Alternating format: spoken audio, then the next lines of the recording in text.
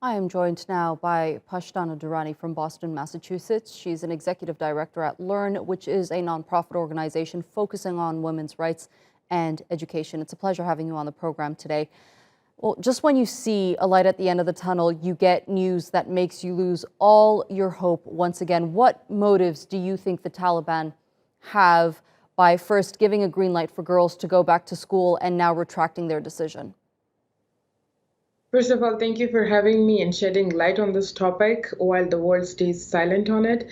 The second thing is we need to understand that they have been doing this for quite some time.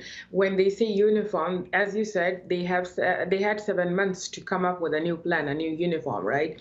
Why is the same thing not being applied to boys? How come are they not Muslims? Are they not Afghan enough? Why is it this context only applicable to girls? And at the same time, you have to understand that it's just a new excuse, just another excuse to get more extensions, turn a blind eye. And this is what they have been doing for the past 7 months.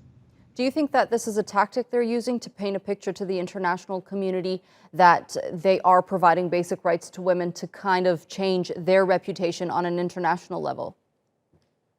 I mean, if they are doing that, they are doing a very bad job, and they are not doing.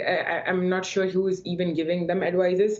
The first thing would be simple that because of the Ukraine crisis, they have been out of the news. They want to stay in the news, and this is one of those ways. And when they stay in the news, they get recognition or they are shown that they have some sort of authority. But it's a pity and a shame that all the attention that they get is for banning teenagers from going to school. Do you think that things will eventually change for women for the better with time under the Taliban rule if they get some sort of international recognition?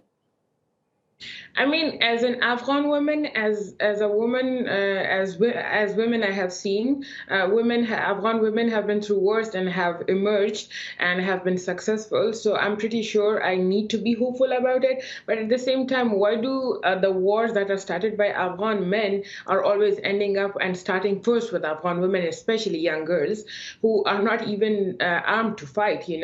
So of course I have to stay hopeful, but at the same time, it's just disappointing to see that the first victims of this war post regime change is young girls.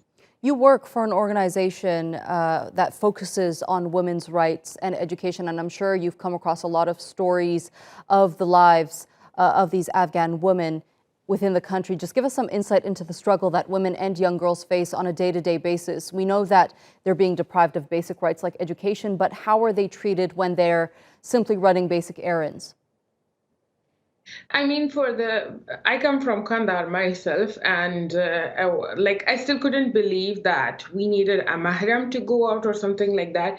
So I kept on texting my staff members, and I was like, "Is this right? Is this true?" And after hours and hours later, my deputy, he texted me, he's like, yeah, this is true, because they know that it's disappointing to see that in 7 months, the only rules that are changing for women are that women need an escort, girls' schools are banned, women are not able to go to work. I have teachers who have been at home who are not paid. I have 18 schools that are closed right now. And it's just disappointing to see that all those girls who are supposed to be in schools to become better future of Afghanistan are just at home. It's disappointing indeed. Pashtana Durrani, it was a pleasure speaking to you here on TRT World. Thank you for your input.